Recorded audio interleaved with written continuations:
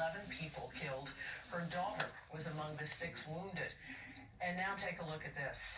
This is the front page of today's Pittsburgh Post-Gazette. The headline in Hebrew, the opening words of a traditional Jewish prayer.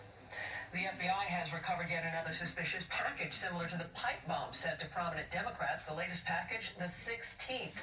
It was intercepted at a postal facility near San Francisco and was addressed to billionaire and Democratic mega-donor Tom Steyer.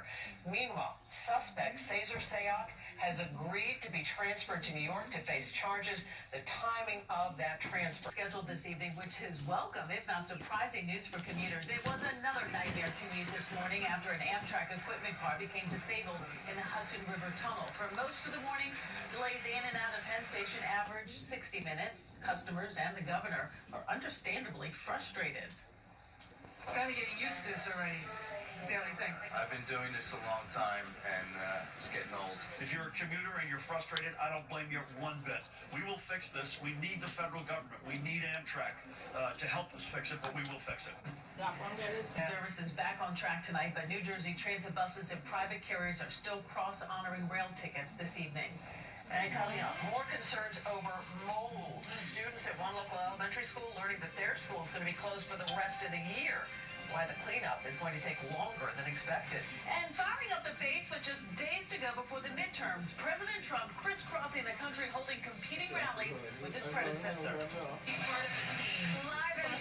The midterm elections, and President Trump and former President Obama are both hitting the campaign trail, stumping for last-minute votes.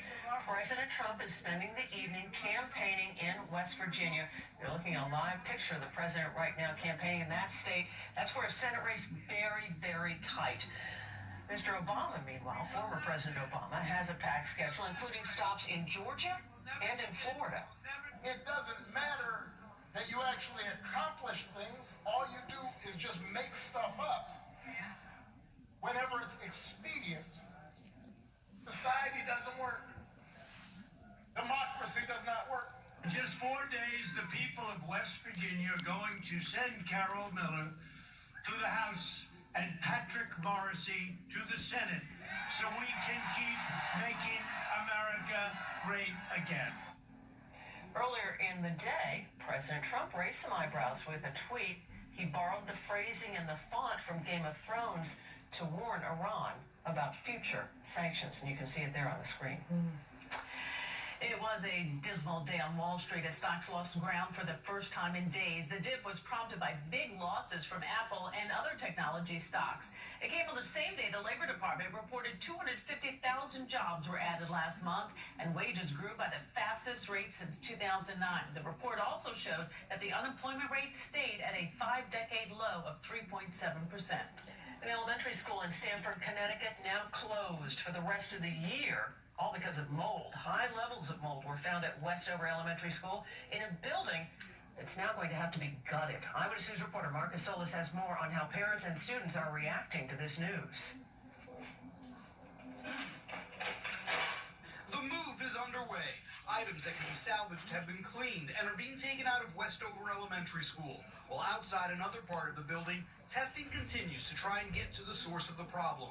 The building was shut down Wednesday because of high levels of mold, even though parents say they've known something was wrong since the first day of school.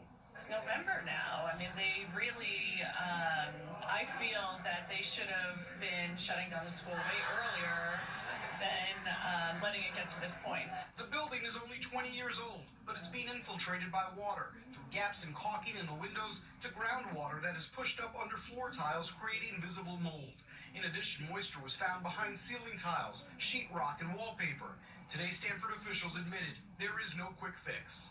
It's going to take some time, a lot of experts, and a lot of outside help. We'll get to the bottom of it at some point, but it's going to take us some time. The closure will likely last the rest of the school year. The city says it's spending between $55,000 and $60,000 a day on remediation that will result in virtually a gut renovation of the building. Officials have promised transparency in its air quality tests as it works to rebuild the trust of parents. I don't care who they want to thank. I want to know still the transparency of what the long-term effects could be and what I need to be looking out for my kids. The city is still finalizing where it will relocate its students. A decision on that could come by Monday. In Stanford, Marcus Solis, Channel 7, Eyewitness News. makes for a perfect marathon Sunday. Rainy, can be a gusty thunderstorm overnight. Watch out for some street flooding, about 56. For tomorrow, early high, then dropping through the 50s. Showers till midday. Clouds big for some, but then a gusty wind. And chilly tomorrow night. Blustery early, and then the wind really drops off. Don't forget to turn the clocks back into Sunday morning. The sunset on Sunday, 4:49. Beautiful day after a chilly morning, and some rain's likely to return by late morning on Monday. Another update on the 7-day AccuWeather forecast after 5:30. Diana Chade, back to you for now. Okay, thank you, Lee. Searching for answers after that plane crash off Indonesia. Coming up, incredible video from the ocean floor as investigators try to figure out what went so terribly wrong. And just a week to go before the Christmas spectacular at Radio City. We're going to go behind the scenes with the Rockettes to see the brand new high-tech finale that is sure to wow the crowds. And synchronized to the music. It is a groundbreaking addition to the already iconic show. Each drone knows exactly where it needs to be. It knows how to interact with the other drones around them, and of course how to interact with the projections as well as the dancers. In addition to the drones, new large-scale digital projections have been added this year as well, essentially extending the stage into the crowd. A visual feast for the thousands who will take in the show this holiday season, and the media got a sneak peek earlier today. This is something that's new. It's never been done in a theater environment like this before, so we're really pushing the boundary this year. Even the Rockettes themselves are impressed. We have 100 Intel mini drones joining us on stage, like the Rockettes, creating beautiful shapes and patterns choreographed to music. This use of drones is believed to be the first of its kind in live theater, giving the Rockettes Christmas Spectacular, an extra kick. And if you would like to see some of this amazing technology live here in person, well, the big Rockette show is going to run from November 9th through January 1st. Go City Music Hall. Rob Nelson, Channel 7, Eyewitness News. Cool. Yeah. When we come back, we're going to take you live to Central Park, the finish line of this year's TCS New York City Marathon. Sade, Diana, you can already feel the excitement building here in Central Park. The official kickoff to the 47th running of the TCS New York City Marathon. The opening ceremonies about to get underway here in mere moments with the annual Parade of Nations. We'll have that for you right here on Eyewitness News. We'll see you in a couple minutes. Diana, Sade, back to you in the studio. Okay, and before we go to break, a quick message from a couple of marathon fans. I bet you're going to recognize them. Check them out.